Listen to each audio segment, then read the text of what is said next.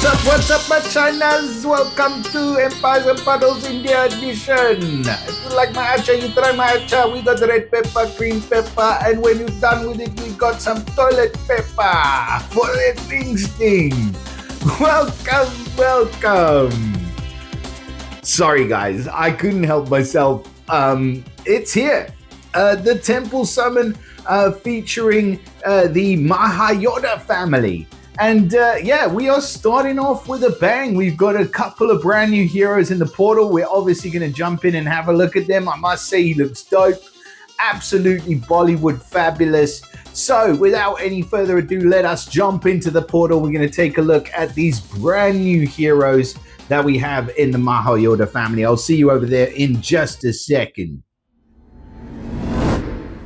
So here we are in the beautiful Temple Bazaar. I was hoping that we could do an event and we would have some cool visuals to go with this, but no. Unfortunately, the event is not here. There is an event. It's just not here because they don't have it ready yet. But even though they don't have it ready yet, they've released the portal. So we got the heroes with no event. This is something that we're not unused to. That's probably the worst English I've ever spoken in my life. You get what I mean. We've had this before. We've seen it before with the Wilderness Summon, yada, yada, yada. But they have released the new heroes. I'm kind of excited about these guys, to be fair, because if Bhima, good old battering Bhima with his banister ball, and Chitrangada, that's the one, with her gift of rejuvenation or anything to go by, then I'm expecting big things from the heroes that we have in this portal. So it looks like we have two brand new 5 stars. We got a 4-star and a 3-star. So let's jump in with the face of the portal, shall we? Mr. Ustad Anand, he is looking absolutely spiffy, like I said. Like he looks like he's literally just walked out of a Bollywood movie. So he is of the wizard class. He is of the Mahayoda family. So for their family bonus, they get for 1, 2, or 3 heroes, they gain growth and on their attack and their defense every single turn at the end of the turn. So they get either 100, 110, or 120 on attack, or 100, 110, and 120 on defense. That's every single turn. So that's crazy in and of itself, because we know how powerful growth is. Normally you have to wait around for a special skill to get up to a maximum. I'm going to say you're going to get some that can give up to like 500 growth or so. I've got the nature guy in my roster. Sorry for going out, but I forget his name now. Hijal. He gives 550. So that is at slow speed. It takes him 4 tile matches to get there. But I mean, this guy, after 5 turns, he's going to be there or thereabouts, which is awesome. I mean, granted, it is only to themselves, but as we see the family become more prevalent, obviously you're going to be having heroes that are just gaining growth for nothing. It says limits for modified ability scores max 170% of their original value. So yeah, it's still insane. Passive-wise, mana on damage received. So when he receives direct damage from special skills or normal attacks, he gets a small amount of mana. That's just unfair. Maximum amount of 10% mana per turn. So it can trigger multiple times. You only need 2 triggers really for that, because a small amount is 5%, I believe. So yeah, that's awesome. Secondary passive, extra damage to minions and mega minions. So he does 150% extra damage to minions or mega minions. So we are absolutely cooking with fire in this kitchen. We got some spicy chilies in the pot. Right. 1645 on the team power. How does he stack up to our most recent? Let's look at Ott. 1631. Okay, we don't have anybody released like in a portal that's happening right now other than these guys. And the summons are expensive in this one, guys. Let me just tell you, because we're not earning anything. I know you get 250 of those coins for free, but gem summon wise, 400 is quite a bit. And the odds are low, but you do get a 2 times chance. So there is that. Okay, back to Ustad Anand. So what are we dealing with? Special skill is ceremonial Qatar. Running at average speed, he's going to deal 355% damage to all enemies. That's huge considering the fact that he's getting growth every single turn, and his attack stat already makes me shudder. Growth boon. So he's going to deal 2 times extra damage for each point of modified attack. Now it says modified attack, but that does not apply to attack increase effects. It only applies to the modified attack through growth, but it does mean that regardless, he's going to be dealing extra damage per point of growth. For each point of growth, we could call that, the modified attack, because that's actually what it is. It says here status effects right at the bottom, affecting the attack stat do not affect the extra damage. So it gets up to a maximum of 800 additional damage, which he's going to get to that pretty quickly, to be fair. Like, that is really going to happen quickly, because he's going to be getting 100 growth per turn on top of what he's already doing. So that's going to stack up pretty quick. 2 times extra. So what's that? 100, 200, 400. It's 4 turns basically, I think. Yeah. It's 4 turns to get that extra 800. And then all enemies get negative 34% mana generation for 4 turns.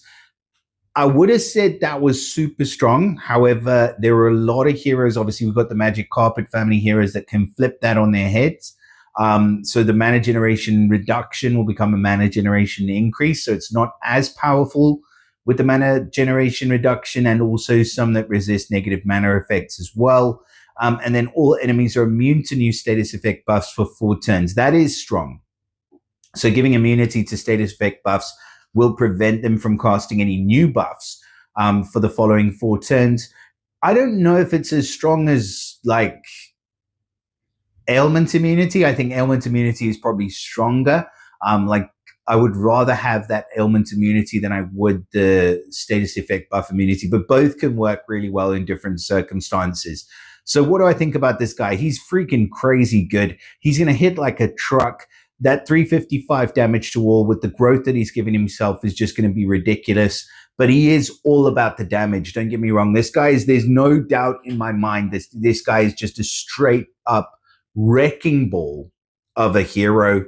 And yeah, he is ridiculous. He's kind of like the upgraded version of Alvar, who we're going to see featured in the Soul Exchange soon. They have a lot of similarities between the two, similar amounts of damage and things like that. But yeah, this guy is pretty insane. If you need a yellow hit all, then yeah, he's for you. He is going to be susceptible. So I would say like things like counterattack, absolute must against these heroes that can remove growth. So there's still a massive place for the Garrison Guard heroes that remove growth, like Fergus, for example. On your team, he's going to remove that effect every few turns. It's just going to temper the hero quite a lot, or any heroes with like the sticky surface that can steal growth effect. They're still very prevalent. Obviously, with this family, we're seeing something that's no different. Let's move on to our other hero. Oh yeah, so just verdict on Ustad real quick. Absolute S-tier hero all day long. Congratulations if you do manage to summon him. Just watch out for counterattacks and growth removers. And if you're on the other hand, then get your counterattacks going. Right. Bonga. Okay, so Bonga is our second hero.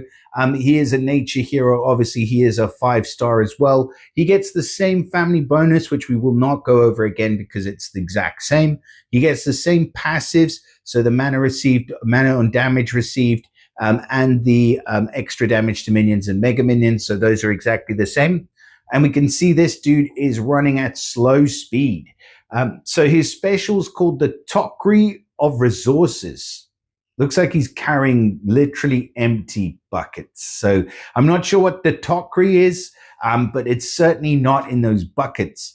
Or it's not in the one bucket from what it looks like. Maybe I have to go out to actually see him properly. Do I have to see him properly? Yeah, that's an empty buck. That's just a bunch of empty buck. Where's the Tokri, man? Okay, so somebody tell me what a Tokri is. Okay, so he's running at slow speed. He deals 415% damage to all enemies. That's pretty huge. But then, and the growth, yeah, he's got an extra 65% or an extra 60%. On Mr. Anand, but he's slow versus average. So I feel like he should maybe have a bit more than that. Then he gets the growth boon, which is exactly the same. He also summons a Tokri minion. Okay, there's that Tokri thing. For each ally with 27 HP and 22% attack. Each time the Tokri minion hits an enemy, it steals a random dispellable buff from the enemy and gives it to its owner. So what is the thing about buffs? They obviously think we're going to be having some seriously buff-heavy heroes in the near future if they're bringing these guys out like that. So it's Cardinal Richelieu, basically, just running at slow speed, giving himself growth, has a couple of incredible passives, and the minions are pretty much exactly the same. Buff still is awesome. And I do think Bonga is going to be an awesome hero, but I do think he may well have his limitations in terms of what he's able to do, probably more impactful in rush wars, just because of the time he'll take to get going. Things like silence, you can shut him up, you can wipe that smile off his face pretty quick. And obviously the counterattack's pretty massive against this guy as well. Again, like I say, heroes that remove growth and stuff like the Garrison Guard are going to be strong against them. I mean, out of the two heroes, I'd far rather have Anand. But yeah, Bonga, he's okay. We'll give him the benefit of the doubt. I think he's going to be a pretty awesome hero in Rush tournaments and in Rush Wars. Outside of that, I do think you'll get quite a bit of usability, but I feel like he may well be one of the heroes that you turn to like almost secondary if you have a really strong roster. If you don't, then obviously he's going to be a go-to every single time. But yeah, he's pretty good. He's all right. We'll give him a B+. Right. That's my thoughts on Bonga. That's my thoughts on Ustad. Now, what do we think about this guy? That's the real question. Rafeeq. Rafeeqi, my boy. Yeah, he kind of looks like, I don't know, one of these typical like Persian, like secondhand TV slimy salesman that you see in the old movies. Although he looks like he's ready to pull a sword out of that cane for sure. Okay, so Mahayota family, he is going to get exactly the same bonus. I think that's crazy. Okay, that straight up makes me want this guy at the 4-star level, because who do we have at the 4-star level that gives growth? You've got Goldie. She is an absolute class hero. She's a class act. She's still used everywhere. And then obviously, as far as Garrison Guards, you got what's his name? Greg, Ugly Greg. He doesn't actually summon, but does he remove growth? Sorry, guys, I have to double check this stuff because it just comes in. There he is. Boom. It just comes in when you're talking about it, and then you kind of I don't have a choice. I feel like I don't have a choice because I just want to make sure that I'm not spouting bullshit. So passive. Oh, okay. You're safe. So he removes weather effects. So you don't really have anyone at the 4-star level that's able to deal with growth unless I'm missing one of the 4-star slimes. But yeah, I think that's awesome. So he's going to be getting 100 growth to his attack every single turn. So you know if he's dealing damage, it's going to be brutal. It's just going to be ridiculous. So there we go. Deals 300% damage to the target with the Blade of Betrayal. And then he gets the growth boon, which deals 1 extra damage for each point of modified attack. The target is immune to new status effect buffs for 3 turns. Man, I wish this guy was like a hit 2. He could be a hit 2. Come on. Or, I mean, a hit 3 would be asking too much. You would have to be at slow speed then with that. But, he's so good. But then he's not, because he's only a sniper. And I don't know how much harder he's going to hit than some of the other snipers that we have. I do think he will hit hard. Don't get me wrong. I think he's going to hit bloody hard. Because he's going to get an extra 1% damage per each point of growth. That 1252 on his attack is going to be growing by 100 every single turn until it maxes out. What does it max out at? 170%. So he's going to be beefing himself up to about 2,000 attack across the duration of not very many turns. And that means that 300% damage is going to really hurt. Plus, he's going to be getting an extra 1 extra damage up to a maximum of 300 additional. It's in points of damage. It's not in percentage, so it's not going to be quite that high. I want to like him more. But if he was a hit 2, no-brainer.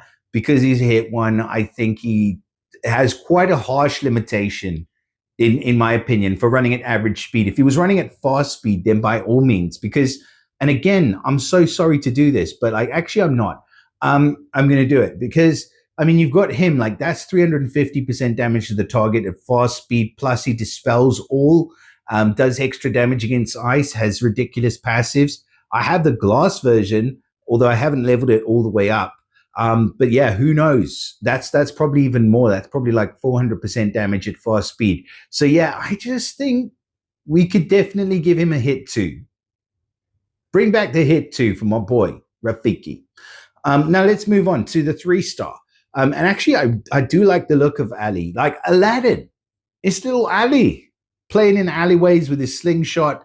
I love it. Okay, so Mahayota family, same family bonus, so 100 growth per turn, which is probably crazy. It's probably too much for a 3-star hero, to be honest, because 100 increasing the attack and defense by 100 each turn is very impactful at this sort of level. Then the passives. So when he gets direct damage from special skills or normal attacks, he receives up to 10% mana per turn. And he also, gets extra damage to minions and to mega minions. So that's insane. Marble Frenzy's the special, running at fast speed, deals 235% damage to the target and gets a growth boon, which is 1% extra damage for each point of modified attack. And the target gets negative 44% mana generation for 3 turns. Are you freaking kidding me? Damn it. I'm joking.